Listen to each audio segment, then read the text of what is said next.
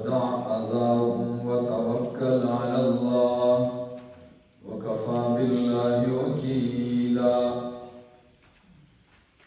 سورۃ الاحزاب مدنی سورت تھی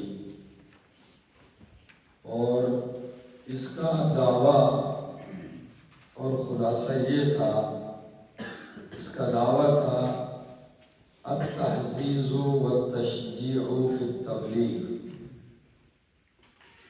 دین حق کی تبلیغ اور دعوت دینے کے لیے تیزی دینا اور اس میں بہادری دلانا کہ دلیری کے ساتھ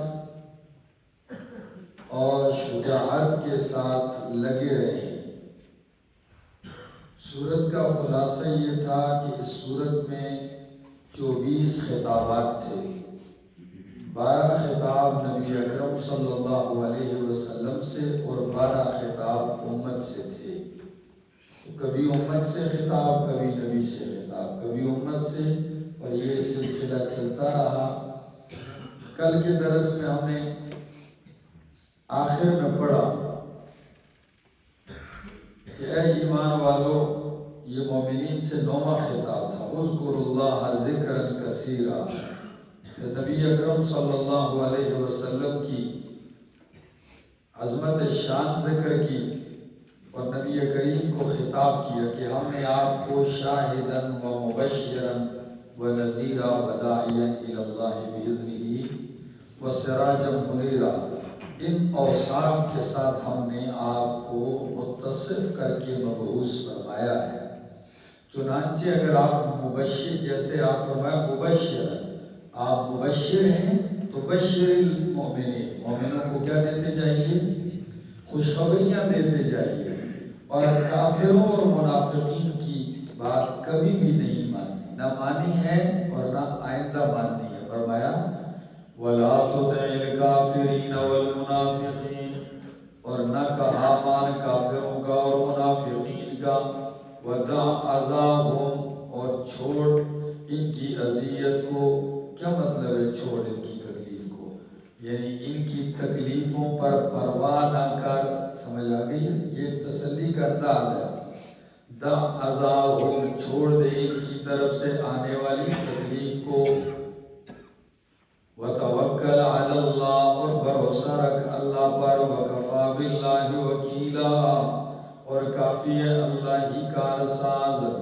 یا ایھا الذین آمنوا، اے ایمان والو، اب مومنین کو خطاب، اے ایمان والو، اذا نکحتم المؤمنات، جب تم نکاح کرو مومنہ عورتوں سے، ثم طلقتموہن، پھر تم انہیں طلاق دے دو، من قبل ان تمسوہن، اس سے قبل کہ تم ان کو چھو، چھونے سے پہلے، تو فما لکم علیہن من عدت، نہیں ہے تمہارے لیے ان کے اوپر کوئی عدت، تعتدونہا، جس کو تم کیا کرو؟ شمار کرو۔ فمتعوہن، پس ان کو نفع دو، علی الموسع وسرحوہن سراحا جمیلا، اور ان کو رخصت کرو، چھوڑ دو چھوڑنا اچھا۔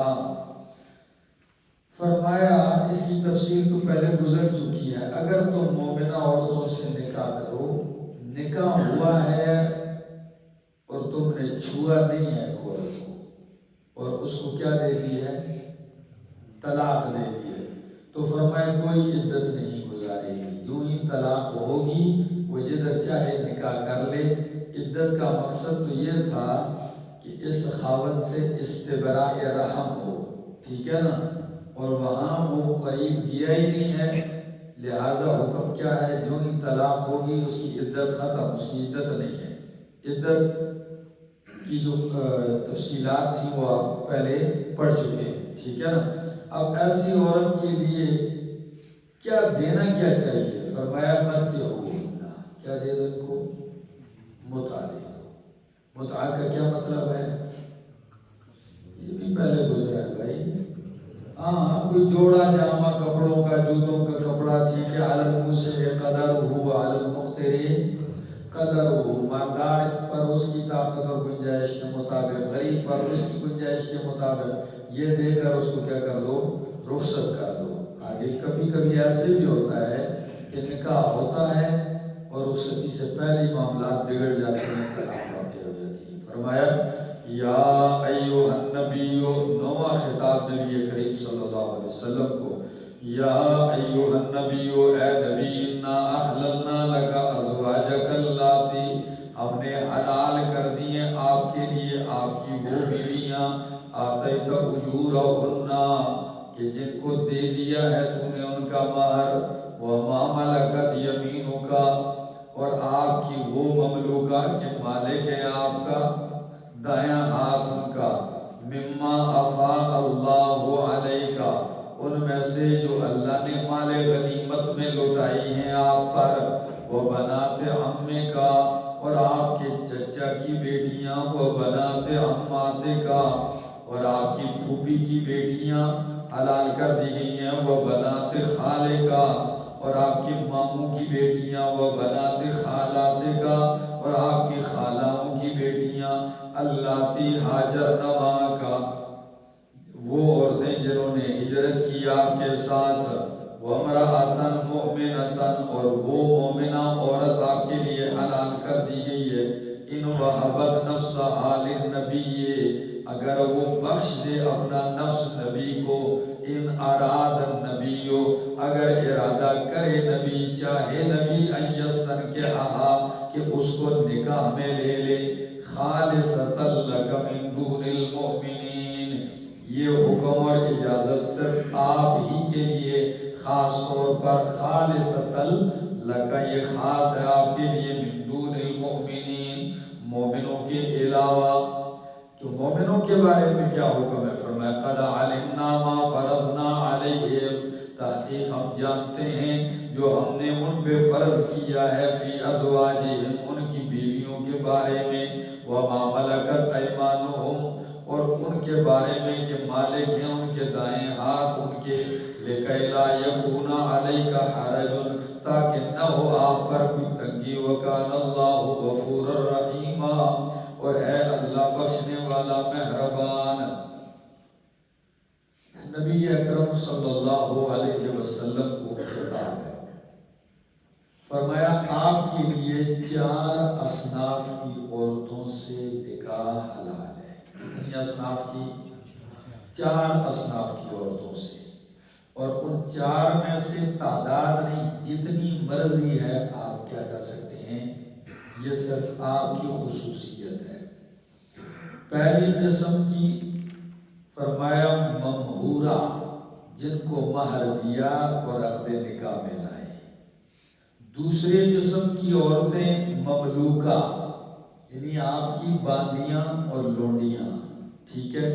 تیسری قسم کی رشتہ داری والی، کون سی والی؟ اب رشتہ داری میں جو آنے والی ہے تیسری قسم، وہ جائز ہے۔ وہ رشتہ داری والی کتنی ہیں؟ چچا کی بیٹیاں، پھوپھی کی بیٹیاں، ماموں کی بیٹیاں، خالاؤں کی بیٹیاں، لیکن یہ بھی کب؟ جب انہوں نے ہجرت کی ہو، انہوں نے، کیونکہ اس وقت ہجرت ضروری تھی، ہجرت کی ہو۔ کتنی اصناف ہو گئی؟ 3۔ چوتھی قسم، اگر کوئی مومنہ عورت آ کر نبی علیہ السلام سے کہے کہ میں نے اپنی جان آپ کو بخش دی ہے، میں اپنے آپ کو ہبہ کرتی ہوں آپ کی، تو اللہ کے پاک پیغمبر صلی اللہ علیہ وسلم کے لیے جائز ہے کہ بغیر کسی گواہوں کے، بغیر کسی شرائط کے آپ اس کو کیا کریں، ارادہ ہو اگر آپ کے قبول کرنے کا تو آپ اس کو نکاح میں لے سکتے ہیں۔ کتنی قسمیں ہو گئیں؟ یہ 4 قسمیں آپ کے لیے، ان میں جتنی تعداد آپ کو چاہے آپ نکاح کر سکتے ہیں، لیکن یہ کب ہے؟ یہ خالصۃ لک من دون المؤمنین، یہ صرف آپ کے لیے خاص ہے، مومنوں کے علاوہ۔ مومنوں کے لیے کیا ہے؟ مومنوں کے لیے تو باقی شرائط جو نکاح کی ہیں، جو مہر کی ہیں، ٹھیک ہے نا، ٹھیک ہو گیا۔ اور اسی طرح 4 سے اوپر، فَانكِحُوا مَا طَابَ لَكُم مِّنَ النِّسَاءِ مَثْنَىٰ وَثُلَاثَ وَرُبَاعَ، وہاں کتنی ہیں؟ صرف 4 کی اجازت اور نبی اکرم صلی اللہ علیہ وسلم کو اس سے زیادہ کی اجازت دی، یعنی ان 4 اقسام آگے۔ اور یہ کیوں سوال آتا ہے نا ذہن میں کہ اتنی عورتوں سے نکاح کی اجازت کیوں دی آپ کو؟ فرمایا اس لیے لِكَيْ لَا يَكُونَ عَلَيْكَ حَرَجٌ، تاکہ آپ پر تنگی نہ ہو۔ کس چیز میں تنگی نہ ہو؟ دین کی تبلیغ میں۔ یہ آپ نکاح کریں گے، آپ کے رشتے زیادہ ہوں گے، آپ کا مشن کیا ہوگا؟ زیادہ پھیلے گا۔ آپ پر دین کی دعوت میں اور تبلیغ میں کیا نہ رہے؟ تنگی نہ رہے۔ کیونکہ عرب کے لوگ آپ کو پتہ ہے خاندانی رشتوں پر بہت زیادہ غیرت کھاتے تھے، ٹھیک ہے؟ تو آپ کے رشتے سسرالی زیادہ ہوں گے تو آپ مضبوط ہوں گے اور آپ کھل کے کیا کریں گے؟ کام کریں گے۔ آگے،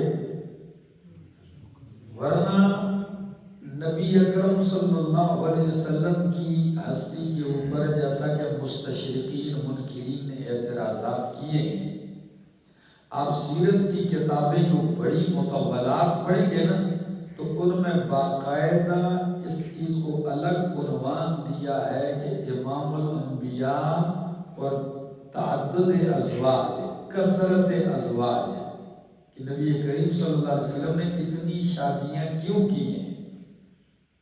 اس پر وہ اعتراضات اٹھاتے تھے غیر مسلم کہ جی آپ کے پیغمبر کیا ہیں، نعوذ باللہ خواہش کے پیچھے چلنے والے وغیرہ وغیرہ۔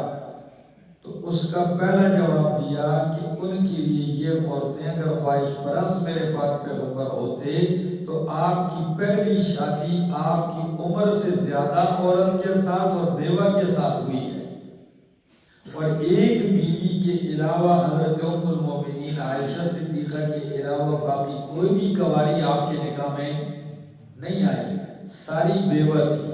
سمجھ آ گئی؟ اور نبی اکرم صلی اللہ علیہ وسلم کو قوت کتنی دی تھی اللہ نے؟ 4000 آدمیوں۔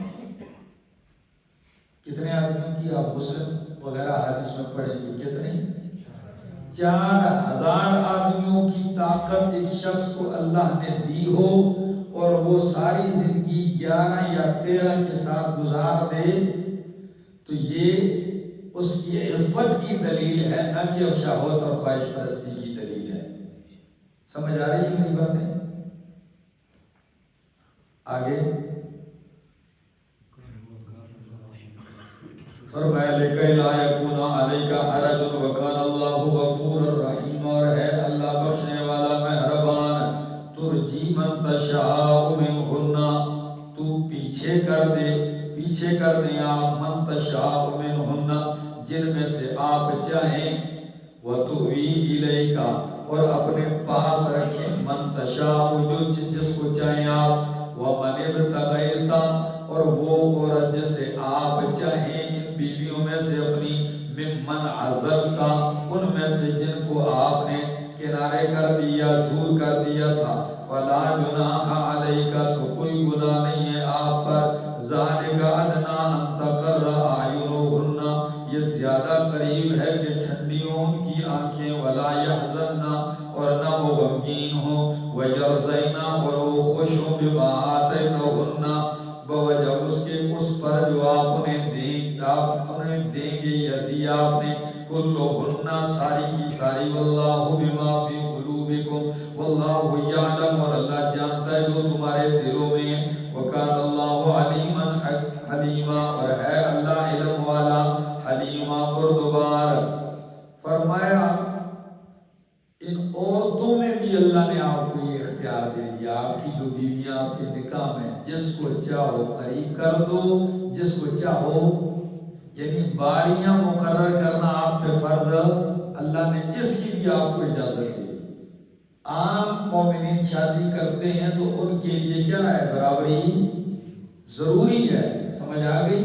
آپ کے لیے اجازت ہے، جسے چاہو پیچھے کر دو، جسے چاہو آگے کر دو۔ پھر اگر آپ کا کچھ دل کرے، جس کو آپ نے پیچھے کیا ایک عورت کو، ٹھیک ہے نا، باری سے ہٹایا، اس کو دوبارہ آپ قریب کرنا چاہیں، تب بھی آپ پر کوئی الزام اور کوئی اعتراض، یہ سب آپ کو اللہ نے کیا دی ہے؟ اجازت دی ہے۔ لیکن مفسرین کرام فرماتے ہیں قربان کے نبی کریم صلی اللہ علیہ وسلم کو قرآن کے ان جلی الفاظ میں اجازت اور اختیار کے باوجود آپ نے پوری زندگی اپنا یہ اختیار استعمال نہیں کیا. آپ کو اختیار دینے کے باوجود بھی آپ نے یہ اختیار استعمال نہیں فرمایا. آپ برابری کرتے تھے. کیا کرتے تھے؟ آپ برابری کرتے تھے. سوائے جب مرض الوفات میں آپ تھے آخری ایام میں تو بار بار پوچھتے کہ کل کس کی باری ہے, کس کے ہاں جانا ہے. تو باقی عورتیں بھی سمجھ گئیں اور حضرت سودا رضی اللہ تعالیٰ عنہ سمجھ گئیں غالباً. تو انہوں نے اپنی باری ام المومنین عائشہ کو کیا کر دی؟ فرمایا آپ جب تک زندہ ہیں آپ ام المومنین عائشہ ہی کے پاس رہیں. تو بیماری کے باقی دن آپ نے کن کے پاس گزارے؟ حضرت عائشہ رضی اللہ تعالیٰ عنہ کے پاس. ٹھیک ہو گیا؟ آگے جی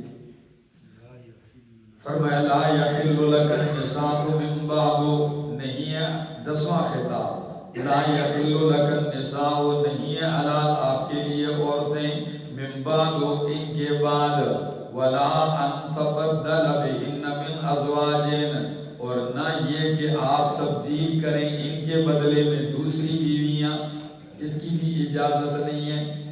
کیا مطلب؟ ان کے علاوہ اجازت نہیں ہے. فرمایا یہ جو اوپر 4 قسمیں بیان ہوئی ہیں ان کے علاوہ آپ کے لیے باقی عورتوں سے نکاح جائز نہیں ہے. 4 قسمیں پڑھ لی اوپر, ان میں آپ کو اجازت ہے. ٹھیک ہے؟ اور یہ جو آپ کے نکاح میں آئی ہوئی ہیں ان کے بارے میں سن لیجئے کہ ان کو ہٹانا, نکاح سے نکالنا اور ان کی جگہ دوسری لانے کا بھی اجازت آپ کو. اب بتاؤ امہات المومنین کی عظمت سمجھ میں آ رہی؟ لفظوں پہ غور کرو. فرمایا لا یحل لک النساء, نہیں حلال آپ کے لیے عورتیں, من بعد ان کے بعد, من بعد هذه الاصناف الاربعۃ, ان 4 قسموں کے علاوہ, ولا ان تبدل بہن, اور نہ یہ کہ آپ تبدیل کریں بہن ان کے بدلے میں, من ازواج دوسری بیویاں. ٹھیک ہے؟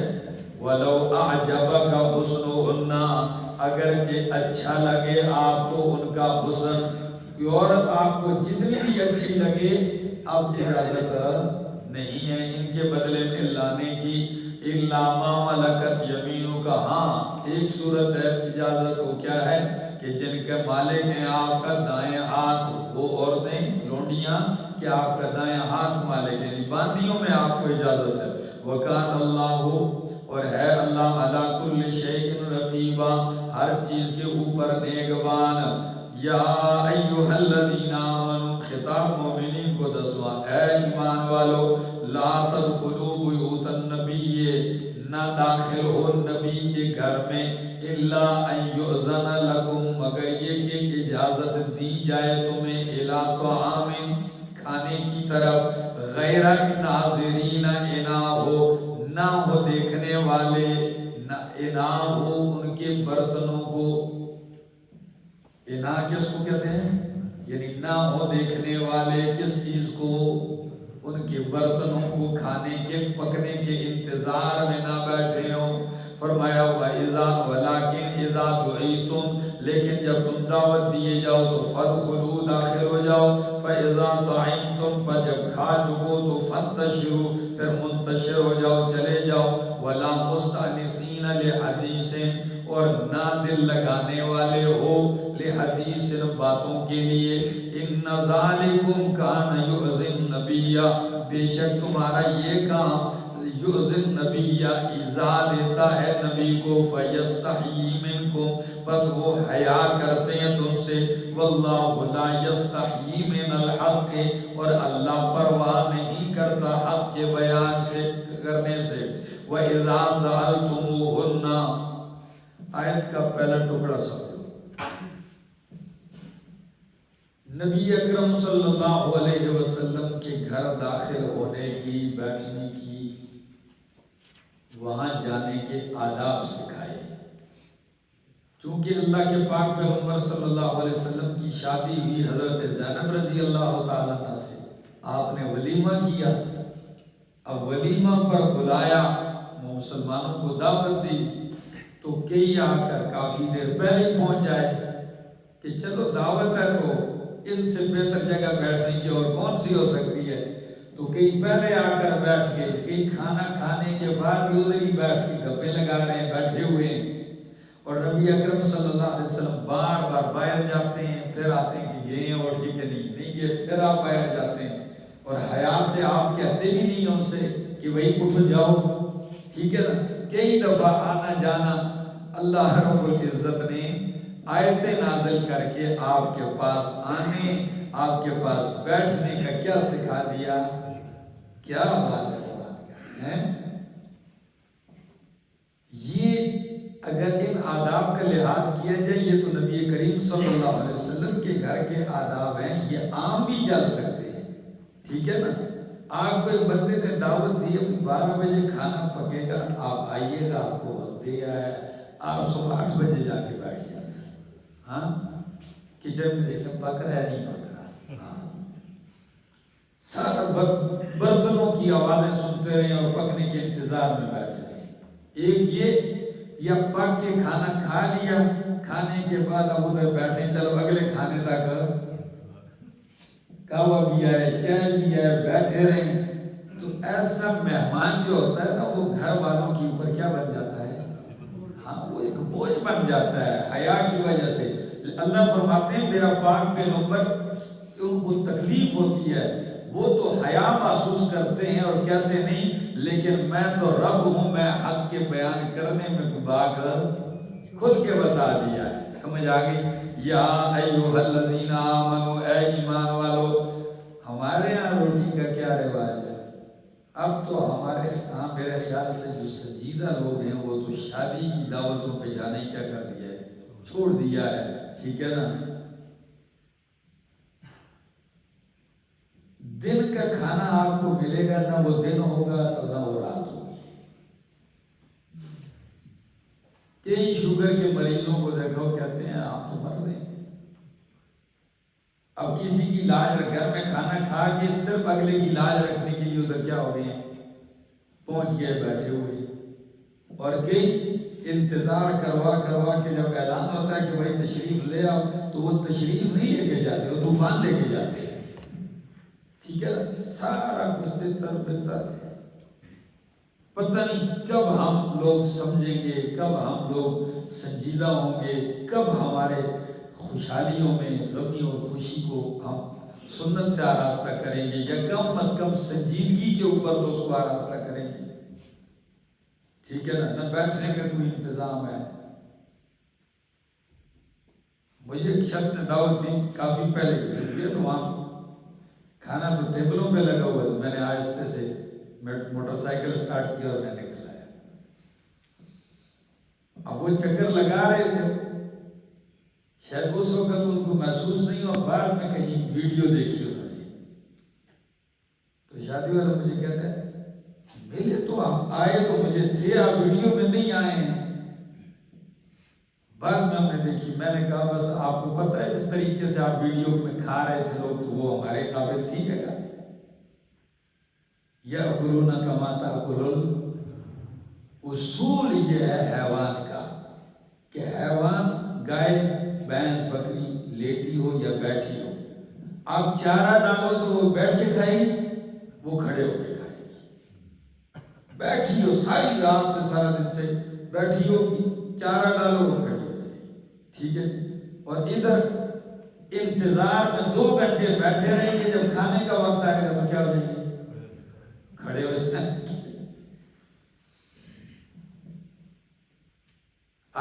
یہ ہم اصل میں بس پتہ نہیں کس روش پہ چل پڑے، مجھے تو سمجھ میں بھی نہیں آ رہی،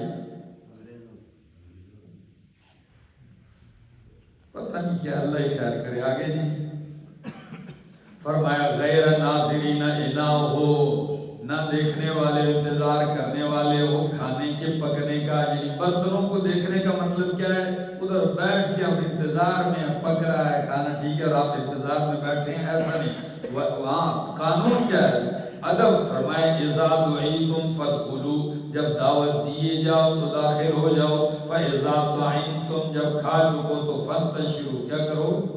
چلے جاؤ، نکل جاؤ، منتشر ہو جاؤ، ولا مستانسین لحدیث، اور نہ دل لگانے والے ہو، نہ دل لگانے والے ہو لحدیث، باتوں کے لیے، ادھر بیٹھ کے خوشگپیاں نہ لگاؤ۔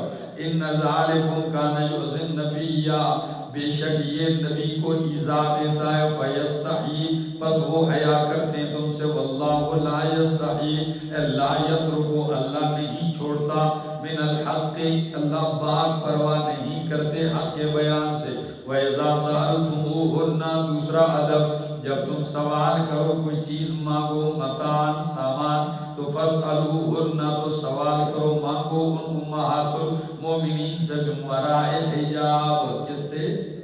پردے کے پیچھے سے، مائیں ہیں لیکن پردہ پھر بھی کرنا ہے۔ آگے ذالکم اطہر لقلوبکم، یہ زیادہ ستھرائی ہے تمہارے دلوں کے لیے، وہ قلوبہن، اور ان کے دلوں کے لیے۔ 11واں خطاب، وما کان لکم ان تؤذوا رسول اللہ، نہیں جائز تمہارے لیے کہ تم ایذا دو، تکلیف دو اللہ کے رسول کو، ولا ان تنکحوا ازواجہ، اور نہیں تمہارے لیے حلال کہ تم نکاح کرو ازواجہ، پیغمبر کی بیویوں سے، من بعدہ، پیغمبر کے بعد، ابدا، کبھی بھی۔ سمجھ آ گئی؟ یہ خصوصیات ہیں پیغمبر پاک صلی اللہ علیہ وسلم کی۔ نہیں جائز تمہارے لیے کہ تم ان کی بیوی سے کیا کرو؟ نکاح کرو۔ دو وجوہات یہاں نظر آتی ہیں۔ ایک وجہ یہ ہے کہ وہ مومنوں کی مائیں ہیں، اور نص سے قرآنی سے وہ کیا ہیں؟ ماں ہیں۔ اور دوسری وجہ یہ بتائی کہ یہ پیغمبر کو اذیت دیتی ہے، یہ بات کیا دیتی ہے؟ تو پیغمبر کو اذیت اور ایذا دینا حرام ہے، تو اس لیے ان کی بیویوں سے نکاح کیا ہے؟ حرام ہے۔ ٹھیک ہو گیا؟ فرمایا اب کئی لوگ کہتے ہیں کہ نکاح اس لیے حرام ہے کہ وہ زندہ ہیں، کیا ہیں؟ تو میں نے کہا یہ قیاس آپ نے کہاں سے نکال لیا کہ نکاح اس لیے حرام ہے کہ وہ زندہ ہیں؟ پھر تو شہید کے نص سے قرآنی سے کہا بل احیاء، ان کی بیوی سے کیوں نکاح ہوتا ہے؟ بات سمجھ میں آ رہی؟ یہ محض ویسے ہی کوئی نہ کوئی سر ہے نہ کوئی پا ہے، بس جو بات آئی اور کہہ دی ہے، ٹھیک ہے نا؟ آگے فرمایا اللہ جانتا ہے، لا ولا تنکحوا ازواجہ من بعدہ ابدا ان ذالکم کان عند اللہ عظیما، بے شک یہ کام تمہارا اللہ کے ہاں بہت بڑا گناہ ہے، بہت بڑا جرم عظیم ہے۔ ٹھیک ہو گیا؟ آگے ان تبدو شیئا او تخفوا، اگر تم ظاہر کرو کچھ، او تخفوا یا چھپاؤ، فإن اللہ کان بکل شیء علیما، پس بے شک اللہ ہر چیز پر علم رکھنے والا ہے۔ ولا جناح علیہن، اور کوئی گناہ نہیں ہے۔ جب اتنی سختی اوپر آ گئی کہ مومنوں داخل بھی اس طریقے سے ہونا ہے، چیز بھی پردے سے مانگنی ہے، تو اب خود امہات المومنین کے والدین کے لیے بھی پریشانی بن گئی، بھئی ہم کیسے جائیں بھائیوں کے لیے؟ تو اس شبہ اور پریشانی کا حل بتا دیا کہ یہ عام لوگوں کا حکم کے لیے حکم ہے، تو ان کے لیے جائز ہے۔ ان کے لیے کیا ہے؟ ہاں، وہ کن کے لیے؟ فرمایا لا جناح علیہن، کوئی گناہ نہیں ہے ان پر، فی آبائہن، کوئی حرج نہیں ان پر، فی آبائہن، ان کے باپوں کے بارے میں، ولا ابنائہن، اور نہ ان کے بیٹوں کے بارے میں، ولا اخوانہن، اور نہ ان کے بھائیوں کے بارے میں، ولا ابناء اخوانہن، اور نہ ان کے بھتیجوں کے متعلق، ولا ابناء اخواتہن، اور نہ بھانجوں کے متعلق، ولا نسائہن، اور نہ ان جیسی عورتوں کے بارے میں کوئی حرج ہے، ولا ما ملکت ایمانہن، اور نہ ان کے متعلق کوئی حرج ہے کہ مالک ہیں ان کے دائیں ہاتھ، ٹھیک ہے، یعنی ان روڑیوں کے بارے میں کہ مالک ہیں ان کے دائیں ہاتھ۔ واتقین اللہ، ڈرتی رہو اللہ سے، ان اللہ کان علی کل شیء شہیدا، بے شک اللہ ہر چیز پر گواہ ہے۔ اس کی تفصیل بالکل اسی انداز سے گزری ہے سورہ نور آیت 31. وہ حوالہ لکھ لو، وہاں دیکھ لینا آگے. فرمایا ان اللہ و ملائکتہ یصلون، وہاں لفظ کیا ہے؟ فرمایا ولا یبدین زینتہن الا لبعولتہن او آبائی بعولتہن، وہاں پوری تفصیل ہے. فرمایا ان اللہ و ملائکتہ یصلون علی النبی، بے شک اللہ اور اس کے فرشتے یصلون رحمتیں بھیجتے ہیں علی النبی، نبی کریم پر. یا ایھا الذین آمنوا، اے ایمان والو، صلو علیہ وسلموا تسلیما، تم بھی درود بھیجو اس کے اوپر، وسلموا تسلیما، اور سلام بھیجو، سلام بھیجنا. نبی اکرم صلی اللہ علیہ وسلم کے حقوق میں سے ایک حق یہ بھی ہے کہ آپ پر کیا بھیجا جائے؟ آپ پر درود و سلام بھیجا جائے، اور آپ کا نام نامی اس میں گرامی آ جائے تو کیا کیا جائے؟ درود پڑھا جائے. ٹھیک ہے نا؟ درود کے الفاظ اور اس کے صیغے یہ مختلف احادیث میں مختلف صیغوں کے ساتھ وارد ہوئے ہیں. آیت کا مطلب یہ ہے ان اللہ و ملائکتہ یصلون، کہ اللہ اور اس کے فرشتے درود بھیجتے ہیں. تو اللہ کیسے درود بھیجتا ہے؟ یعنی جب صلاۃ کی نسبت اللہ کی طرف ہوتی ہے تو اس کا معنی کیا ہوتا ہے؟ رحمتوں کا نزول کرتا ہے. اللہ اپنے پیغمبر پر رحمتوں کا نزول کرتا ہے اور کرتا رہتا ہے، مضارع ہے. ٹھیک ہے نا؟ ہاں، نزول ہوتا رہتا اللہ کی طرف سے. وہ ملائکتہ، اور اللہ کے فرشتے، تو فرشتوں کی طرف جب صلاۃ کی نسبت ہوتی ہے تو کیا؟ رحمت کی دعائیں کرتے ہیں. فرشتے آپ پر رحمت کے نزول کی دعائیں کرتے ہیں. اور ایک دوسرا معنی امام بخاری نے ذکر کیا ہے، فرماتے ہیں کہ اللہ کا درود بھیجنا اس کا معنی ہے صلاۃ اے ثناؤہ عند الملائکہ، کہ اللہ فرشتوں کی مجلس میں اپنے پیغمبر کی تعریفیں کرتا ہے. کیا کرتا ہے؟ تعریفیں کرتا ہے اپنے فرشتوں کی مجلس میں. ٹھیک ہو گیا؟ تو یا ایھا الذین آمنوا، اے ایمان والو، صلو علیہ وسلموا تسلیما، تم بھی درود بھیجو. صحابہ کرام تشریف لاتے ہیں. یہ آیت بخاری نے نقل کی، امام بخاری رحمہ اللہ. فرمایا قد علمنا السلام علیک یا رسول اللہ فکیف نصلی علیک، سلام کا طریقہ تو آپ پر ہمیں آتا ہے، آتے ہیں. کبھی ہم کہتے ہیں السلام علیکہ، کبھی کہتے ہیں السلام علیکہ ایھا النبی. ٹھیک ہے نا؟ اس انداز سے ہم آپ کو سلام کرتے ہیں، یہ طریقہ ہمیں آتا ہے. فَكَيْفَ نُصَلِّ عَلَيْكَ، صلاۃ کیسے بھیجیں آپ پر؟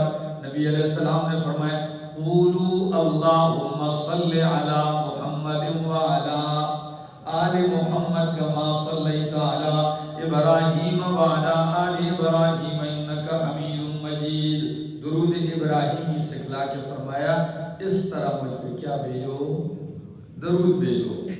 فرمایا وسلموا تسلیما، اور سلام بھیجو. کیا بھیجنا؟ السلام علیکہ ایھا النبی ورحمۃ اللہ وبرکاتہ، یا آپ پڑھتے صلی اللہ علیہ وسلم. صلاۃ بھی اور سلام دونوں ہو گئے. اور ایک آیت کا ایک اور معنی سلموا تسلیما، کہ صرف درود ہی خالی نہیں بھیجنا، درود بھی بھیجو اور پیغمبر کی بات بھی تسلیم کرو. تسلیم کرنا، تسلیم کرنا. ٹھیک ہے؟ یہ لفظ پیچھے گزرا ہے. فرمایا وہ کیا ہے؟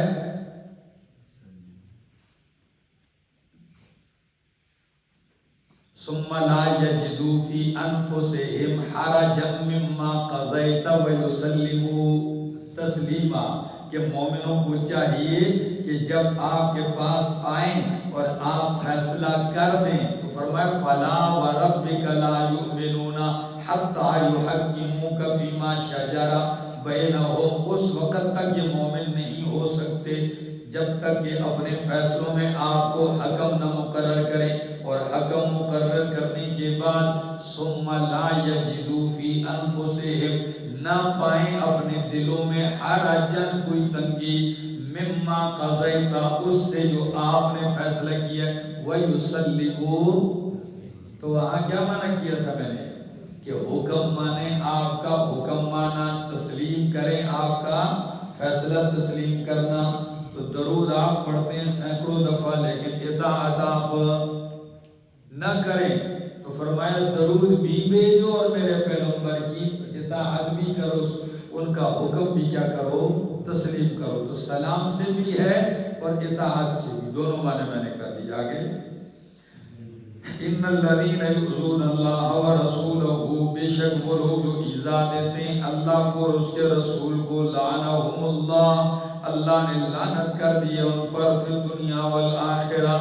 اللہ کو ایذا دینے کا مطلب ہے، نبی علیہ السلام نے فرمایا کہ اللہ فرماتے ہیں حدیث قدسی ہے کہ بنی آدم مجھے گالیاں دیتا ہے، کیا دیتا ہے؟ گالیاں دیتا ہے، اور یہ اس کے مناسب نہیں۔ بنی آدم مجھے ایذا دیتا ہے، یہ بھی اس کے مناسب نہیں۔ صحابہ کرام نے فرمایا کہ اللہ کے رسول، نبی علیہ السلام، اللہ کو کون نعوذ باللہ برا بھلا کہہ سکتا ہے، اور اللہ رب العالمین کو کون ایذا دے سکتا ہے؟ فرمایا اللہ کو گالی اور ایذا یہ دیتے ہو، گالی ایذا کہ جب تم کہتے ہو کہ اللہ نے بیٹا بنا لیا ہے، اللہ نے بیوی بنا لیا ہے، اللہ نے شریک بنا لیا ہے، یہ سب اللہ کو ایذا دیتے ہو۔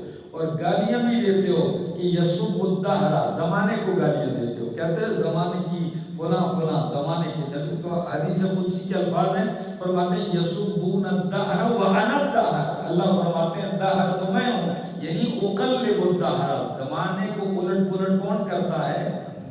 یہ مطلب نہیں ہے کہ اللہ زمانہ ہے، یعنی زمانہ تو اللہ کے آرڈر اور حکم سے چل رہا ہے۔ تو زمانے کو جو گالیاں دے رہے تو کس کو گالیاں دے رہے؟ اللہ کو۔ فرمایا بے شک وہ لوگ جو ایذا دیتے ہیں اللہ کو اور اللہ کے رسول کو، لعنہم اللہ، اللہ نے لعنت کر دی ان پر، فی الدنیا والآخرہ، وأعد لهم عذابا علیما، اور تیار کر رکھا ہے ان کے لیے عذاب رسوا کرنے والا۔ والذین یؤذون المؤمنین والمؤمنات، وہ لوگ جو ایذا دیتے ہیں مومن مردوں اور مومنہ عورتوں کو، بغیر مکتسبوا، بغیر کسی جرم کے، فقد احتملوا بہتانا و اسما مبینا، پر تحقیق انہوں نے اٹھا لیا ہے بہتانا، بہت بڑا بہتان، و اسما مبینا، اور بہت بڑا واضح گناہ۔ جو مومن مردوں اور عورتوں کو کیا کرتے ہیں؟ ایذا دیتے ہیں۔ کیسے ایذا دیتے ہیں؟ یعنی ان پہ تہمتیں لگاتے ہیں، بغیر مکتسب، جو انہوں نے گناہ جرم نہیں کیا وہ جرم اور گناہ ان پر تھوپتے ہیں۔ تو فرمایا فقد احتملوا بہتانا و اسما مبینا، تو تحقیق اٹھا لیا انہوں نے بہتان و اسما مبینا، اور گناہ واضح۔ یا ایھا النبی قل لازواجک، اے نبی، 11واں خطاب نبی علیہ السلام کو، اے نبی کہہ دیجیے اپنی بیویوں سے، وبناتک، اور اپنی بیٹیوں سے، ونساء المؤمنین، اور مومنوں کی بیویوں سے، عورتوں سے، یدنین علیہن، ڈال دیا کریں، اوڑھ لیا کریں، علیہن، اپنے اوپر، من جلابیبہن، اپنی بڑی چادریں، ذالک ادنا، یہ زیادہ قریب ہے، ان یعرفنا، اللہ یعرفنا، کہ وہ پہچانی نہ جائیں، فلا یحزین، تو بس ان کو تکلیف نہ دی جائے، وکان اللہ غفورا رحیما، اور ہے اللہ بخشنے والا رحیما، مہربان۔ میری طرف دیکھو، آیت کے دو مطلب ہیں۔ ایک مطلب کہ مومن مردوں مومنہ عورتوں سے بھی، کہ اپنی بیویوں سے، بیٹیوں سے، مومنوں کی عورتوں سے کہہ دیا کریں اپنے اوپر بڑی چادریں ڈال دیا کریں۔ کیا مطلب؟ گھر کے اندر برقعے ڈال دیا کریں نہیں، اگر ضرورت کی وجہ سے جانا پڑ جائے تو کیا کر لیا کریں؟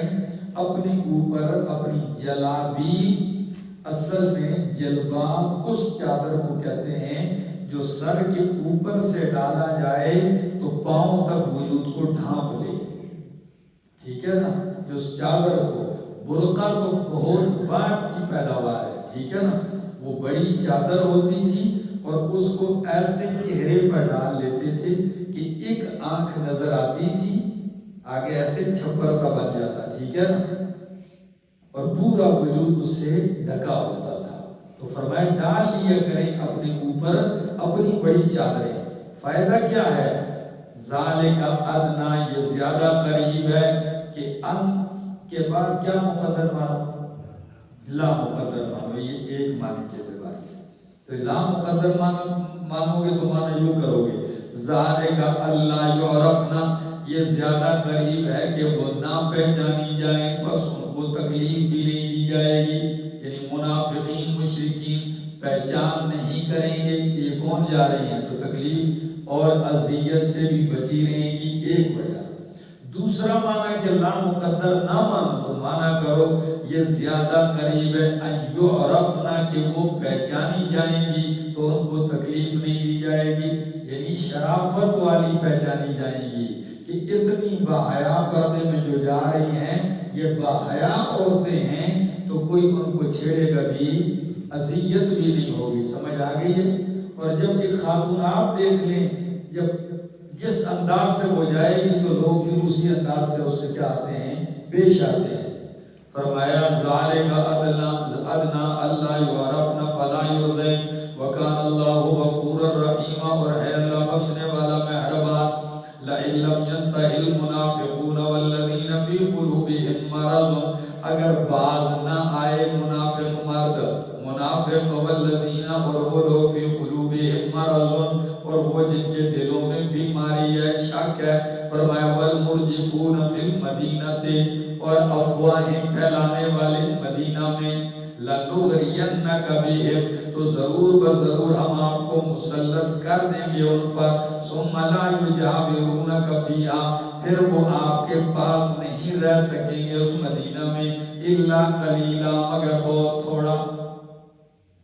وارننگ ہے، اگر باز نہ آئے منافق اپنی چالوں سے، اور اگر باز نہ آئے جن کے دلوں میں بیماری ہے، حبس ہے یا میلان، عورتوں والی بیماری یا شک، والمرجفون فی المدینہ، اور وہ لوگ جو شہر مدینہ میں افواہیں پھیلاتے ہیں، یہ بھی منافقین ہی کے ٹولے ہیں۔ سمجھ آ گئی؟ یہ کیسے افواہیں پھیلاتے ہیں؟ وہ جی سننے میں آ رہا ہے روم کی طرف سے بہت بڑا لشکر آ رہا ہے مدینے میں، کس لیے؟ کہ مسلمانوں میں کھلبلی مچ جائے، سننے میں آ رہا ہے بس کل بھی حالات بگڑنے والے، یہ ہونے والا ہے، یہ ہونے والا ہے، پورے شہر میں افواہیں پھیلاتے، اہل ایمان کو سکون سے رہنے نہیں دیتے۔ فرمایا یہ یاد سن لیں گے، اگر یہ بات نہیں آئیں گے تو لنغرینک بہم، میرا پیغمبر ہم آپ کو ان پر مسلط کر دیں گے، یعنی آپ کو حکم دے دیں گے کہ ان کو سزا کیا کر دو، دینا شروع کر دو۔ فرمایا آگے، پھر جب آپ کو ہم مسلط کریں گے ان کے سزا کے لیے، تو ثم لا یجاورونک فیہا الا قلیلا، نہیں ٹھہر سکیں گے اس مدینہ، مجاور کا معنی پڑوسی، ٹھیک ہے، جار، کس کو کہتے ہیں؟ آپ کے پاس نہیں ٹھہر سکیں گے مدینے میں، یجاورونک، وہ آپ کے پاس نہیں ٹھہر سکیں گے مدینہ میں مگر بہت تھوڑا، یعنی جلد ہی ان کا کیا کر دیا جائے گا، صفایا۔ اور آگے وارننگ کے الفاظ ذرا سننا، فرمایا ملعونین، لعنت کیے گئے ہیں، اینما ثقفوا، جہاں پائے جائیں، اخذوا، پکڑے جائیں، وقتلوا تقتیلا، اور قتل کیے جائیں، تقتیلا، ٹکڑے ٹکڑے کر کے قتل کیا جانا۔ سمجھ آ گئی؟ اتنی شدت۔ اب ایسے ہوا ہے منافقین کے ساتھ؟ نہیں ہوا، اس لیے کہ اس وارننگ کے بعد انہوں نے اس قسم کی حرکت کی نہیں کہ ان کے اوپر یہ سزا لاگو ہوتی۔ ٹھیک ہے، آگے فرمایا سنت اللہ، یہی طریقہ ہے، قانون ہے اللہ کا ان لوگوں کے بارے میں، خلو من قبل، جو گزر چکے ہیں پہلے، ولن تجد لسنت اللہ تبدیلا، اور نہیں پائے گا تو اللہ کے طریقے اور قانون کے لیے تبدیل ہونا.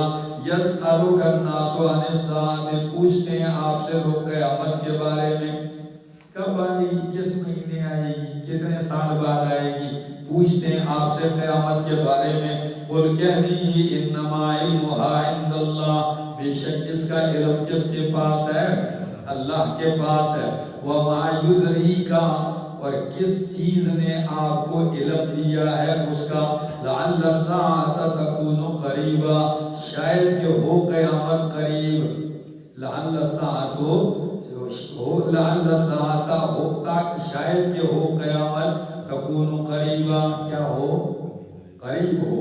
مفسرین کرام فرماتے ہیں قرآن میں دو انداز پیغمبر کے لیے استعمال ہوئے، ایک ما ادراکا، ایک ما یدریکا. کتنے لفظ استعمال ہوئے؟ جہاں لفظ استعمال ہوا ہے ما ادراکا، تو وہ اللہ نے پیغمبر کو بتا دیا ہے. جہاں لفظ کیا آیا ہے؟ ما ادراکا، ٹھیک ہے، تو وہ آپ کو آگے بتا دیا ہے. اور جہاں لفظ آیا ما یدریکا، وہ چیز اللہ نے پیغمبر کو نہیں بتائی. ٹھیک ہے. انا انزلناہ فی لیلۃ القدر وما ادراک ما، تو لیلۃ القدر نبی کو بتائی تھی کہ نہیں بتائی تھی؟ نبی کو تو بتائی تھی. سمجھ آ گئی ہے؟ اسی طرح ادھر یدریکا کہا، تو یدریکا جہاں کہا تو یہ اس کا علم پھر آپ کو، تو قیامت کے متعلق کیا فرمایا؟ وما یدریکا، کس چیز نے آپ کو بتلایا ہے قیامت کا علم. ٹھیک ہے، یعنی میں نے تو نہیں بتلایا، تو پھر کس نے بتلایا؟ یعنی علم نہیں ہے آپ کے پاس. ٹھیک ہے. لعل الساعة تکون قریبا، حدیث میں آتا ہے، بخاری کی حدیث ہے. یہ حدیث میرا خیال ہے 1 گھنٹے کا بیان ہے میرا اس کے اوپر. امام قرطبی محدث فرماتے ہیں اس کے متعلق کہ جس طرح حدیث قرآن فاتحہ ام القرآن ہے، تو اس طرح یہ حدیث ام السنہ ہے. یہ حدیث ام السنہ ہے کہ بخاری کی حدیث ہے ابتدائی احادیث میں کہ نبی علیہ السلام فرماتے مجلس میں جبریل امین آیا. کون آیا؟ ایک انسان کی شکل میں، بکھرے خوبصورت سیاہ گھنے بال، سفید کپڑے پہنے ہوئے، کوئی آثار سفر کے نہیں، آپ کے زانوں کے ساتھ زانوں ملا کے وہ بیٹھا، پوچھتا گیا، نبی علیہ السلام جواب دیتے گئے اور تصدیق بھی کرتے ہیں. ٹھیک ہے آپ نے. پھر سوال کرتا ہے، پھر صحابہ کہتے ہیں عجیب آدمی پوچھتا بھی اور پھر آگے سے یہ بھی کہتا ہے، یوں لگتا ہے جیسے اس کو پتہ ہوتا ہے. اب سارے محفل میں حیران ہیں. تو وہ جبریل تھا. اس سوالات میں ایک سوال جبریل نے یہ بھی کیا تھا کہ اخبرنی عن الساعہ، متی الساعہ، قیامت کب آئے گی؟ تو جواب نبی علیہ السلام کا کیا تھا؟ فرمایا مل مسئول عنہا بأعلم من السائل، مسئول سائل سے زیادہ نہیں جانتا. مسئول یعنی مجھ سے پوچھ رہا ہے، میں آپ سے زیادہ. کیا مطلب؟ یعنی کمال ہے پیغمبر کی بلاغت کا کہ نہ تجھے قیامت کا علم ہے اور نہ مجھے علم ہے. سمجھ آ گئی؟ تسویہ فی علم العلم، کہ آپ کو بھی قیامت کا علم نہیں ہے، مجھے بھی نہیں ہے. پھر کہنے لگا جی اخبرنی عن اشراطہا، چلو کچھ علامتیں تو مجھے بتا دیجیے. قیامت کا علم نہیں معلوم، کوئی علامات؟ فرمایا ہاں علامات آپ کو بتلا دیتا ہوں. پھر علامات بتلائیں.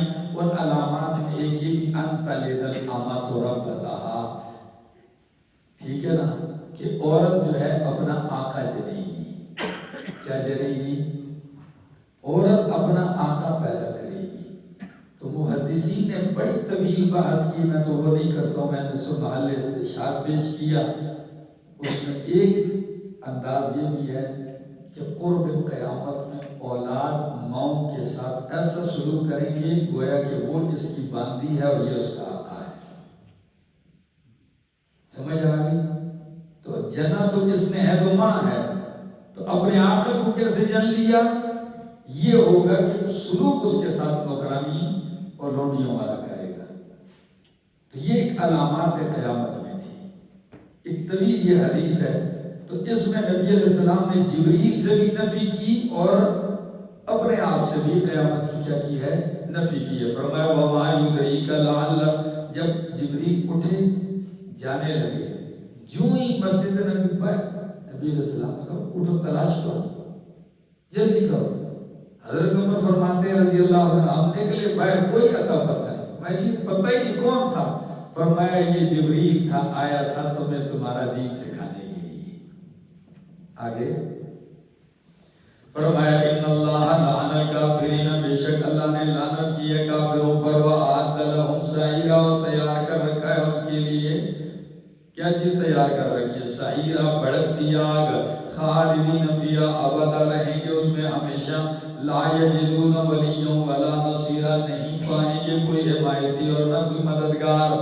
یوم تقلب وجوہہم، جس دن الٹ پلٹ کیے جائیں گے ان کے چہرے۔ تقلب کا معنی یہ ہے تکا بوٹی سیخ پر لگاتے نا، ایک جلتا ہے پھر ایسے رکھتے ہو، پھر اٹھا کے پھر ایسے رکھتے ہو، تو ان کا بھی جہنم میں کیا ہوگا؟ یہ تقلب وجوہہم، الٹ پلٹ کیے جائیں گے ان کے چہرے، پھر نارے آگ میں، یقولون، کہیں گے یا لیتنا، اے افسوس، اطعنا اللہ و اطعنا الرسول، اے کاش ہم اطاعت کرتے اللہ اور اس کے رسول کی، وقالو، اور کہیں گے ربنا، اے ہمارے رب، انا اطعنا سادتنا و کبراءنا، بے شک ہم نے اطاعت کی تھی اپنے سرداروں کی، و کبراءنا، اور اپنے بڑوں کی، اپنے سرداروں کی، مولویوں اور پیروں کی مانی، و کبراءنا، اور اپنے لیڈروں کی مانی، فَأَضَلُّونَ السَّبِيلَ، بس انہوں نے ہمیں گمراہ کر دیا سیدھے راستے سے، ربنا، اے ہمارے رب، آتِهِمْ ضِعْفَيْنِ مِنَ الْعَذَابِ، اب انہی سادتنا و کبراءنا کے لیے جہنم میں کیا مانگ رہے ہیں؟ سزا، کہ اللہ دے ان کو دگنا عذاب سے، وَلْعَنْهُمْ لَعْنًا كَبِيرًا، اور اللہ ان پہ لعنت کر بہت بڑی لعنت۔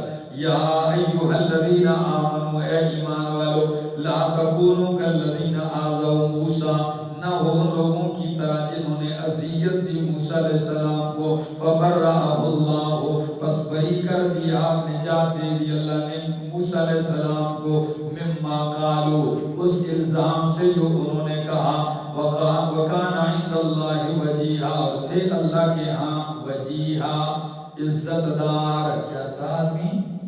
چہرے والا، یعنی کیا؟ عزت والا، جیسے ہم کہتے ہیں فلاں بندہ منہ متھے آ جائے، یعنی عزت دار آدمی، ٹھیک ہے نا؟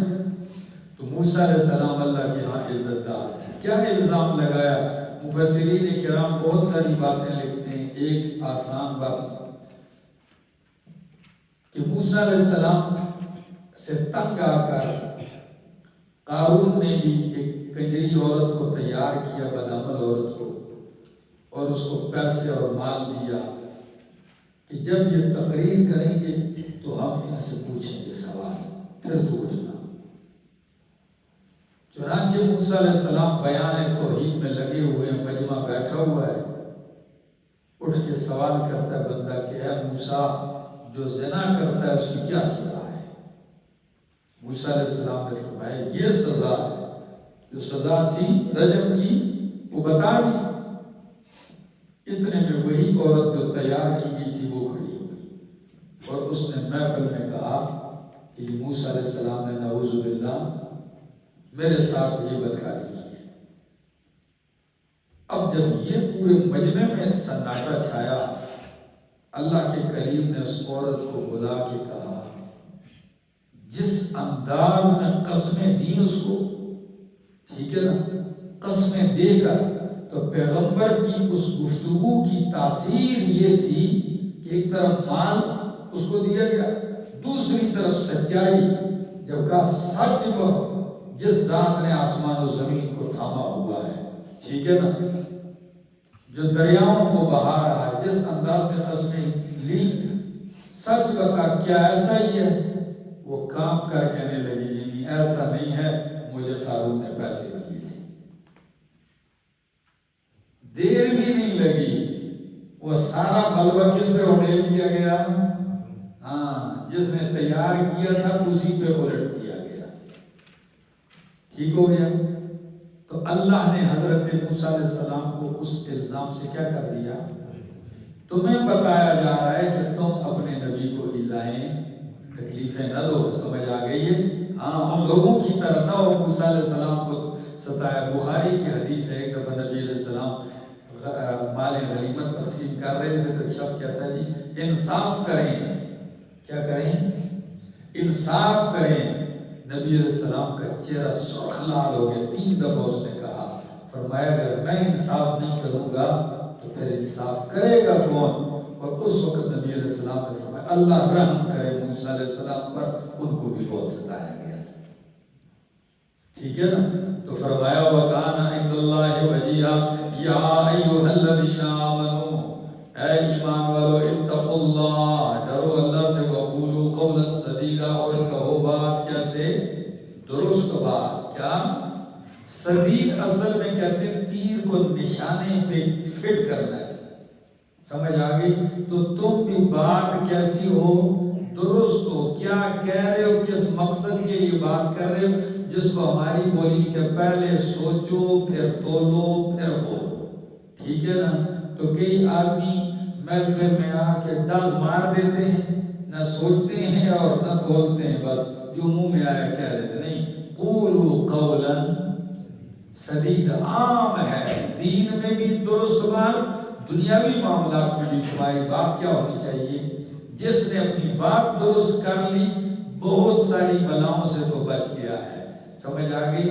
صدیق اکبر رضی اللہ تعالیٰ عنہ کی طرف منسوب قول ہے کہ زبان آفتیں تو اس چیز سے پھیلتی ہیں، زبان کی طرف اشارہ کر کے کہا، ٹھیک ہے نا؟ آگے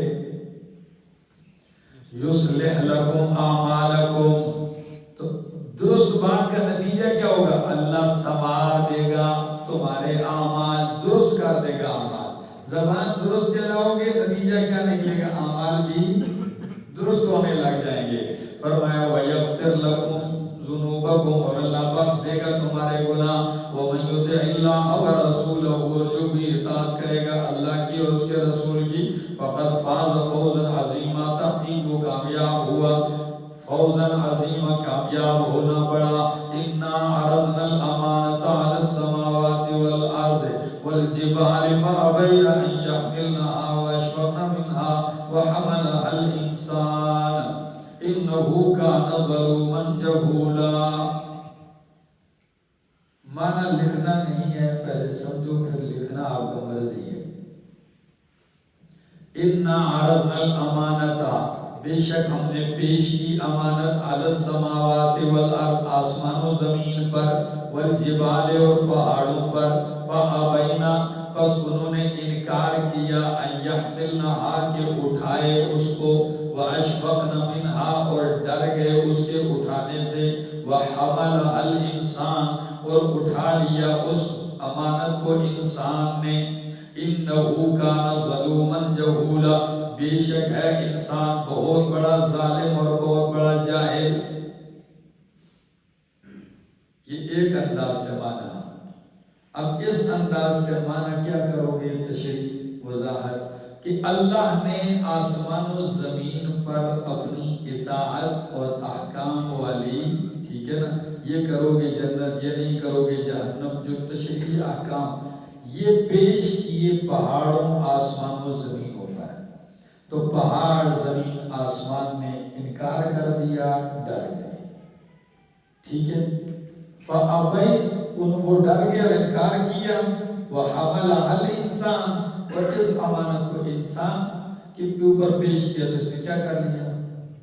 اٹھا لیا۔ بہت بڑا ظالم ہے، بہت بڑا جاہل ہے، ٹھیک ہو گیا؟ ہاں، مفسرین کرام فرماتے ہیں انسان نے اٹھایا تو یہ ظالم کیوں ہے، یہ جاہل کیوں ہے؟ اب وہ کہتے ہیں اٹھایا تو ہے لیکن اس میں خیانت کر بیٹھا ہے، حق ادا نہیں کیا، تو ظالم بھی ہوا، جاہل بھی ہوا۔ ہمارے شیوخ اور دیگر مفسرین، امام قرطبی بھی نقل کرتے ہیں، امام نصفی بھی نقل کرتے ہیں، اس توجیہ کو بھی ذرا سمجھو۔ وہ کہتے ہیں یہ توجیہ نہیں، پہلے یہ توجیہ درست ہے کہ ہم نے امانت احکام والی، یعنی رب کی اطاعت والی یہ پہاڑوں پر، آسمان پر، زمین پر پیش کی. فَأَبَيْنَ أَن يَحْمِلْنَهَا، انہوں نے انکار کیا اس میں خیانت کرنے سے. وَأَشْفَقْنَ مِنْهَا، اور اس میں خیانت کرنے سے وہ ڈر گئے. وَحَمَلَهَا الْإِنسَانُ، اور انسان نے اس رب کے احکامات میں کیا کیا ہے؟ خیانت کیا ہے. یہ بوجھ خیانت والا اٹھایا اس نے. یہ بہت بڑا ظالم ہے اور جاہل ہے. ٹھیک ہے، وہ کہتے ہیں یہ معنی آپ کیوں کرتے ہیں کہ پہاڑوں پر، آسمان و زمین پر رب حکم پیش کرے امانت تو وہ انکار کر سکتے ہیں؟ انکار کی گنجائش ہی کیا ہے؟ یہ تو خود قرآن کے خلاف ہے. اللہ کا قرآن کیا کہتا ہے؟ ذرا سورہ حامیم سجدہ کھولو، 24واں پارہ سورہ حامیم سجدہ، سورہ مومن کے بعد 24واں پارہ. ابھی آپ کو پتہ چلے گا کہ یہ کس طرح انکار کر سکتے ہیں آسمان و زمین.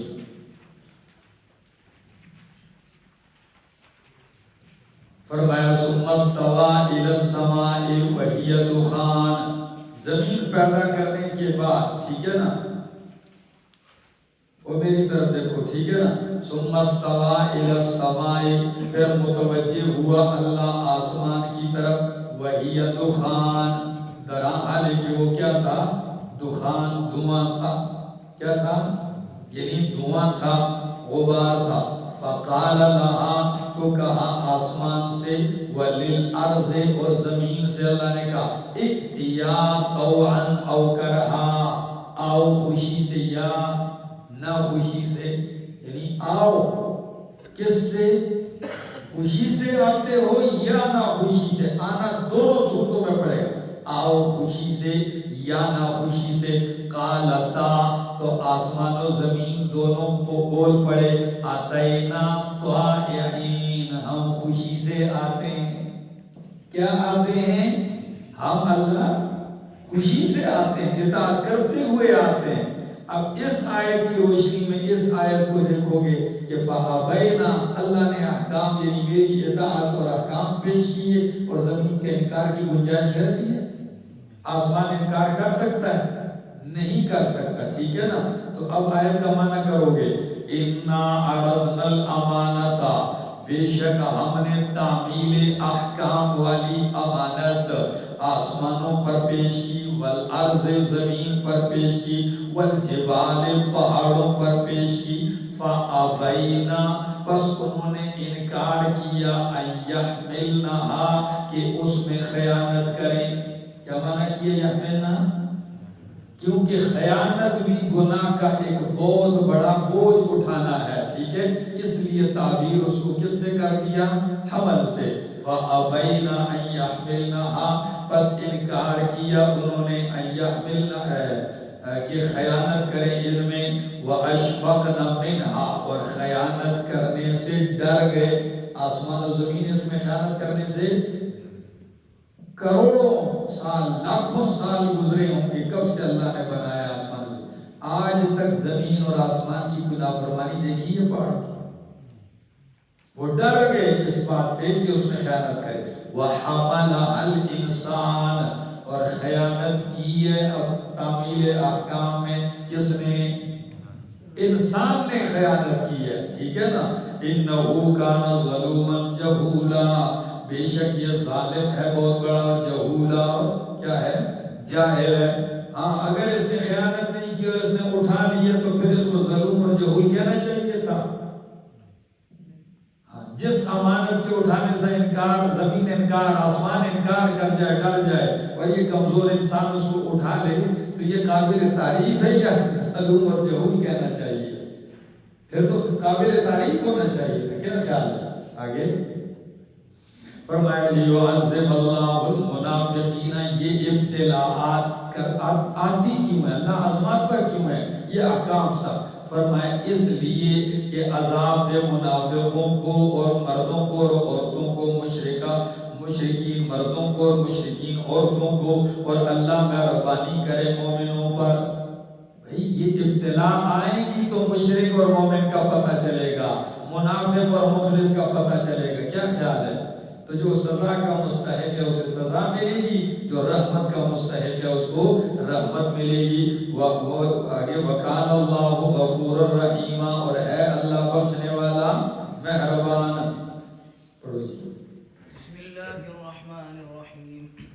الحمد لله الذي له ما في السماوات وما في الأرض وله الحمد في الآخرة وهو الحكيم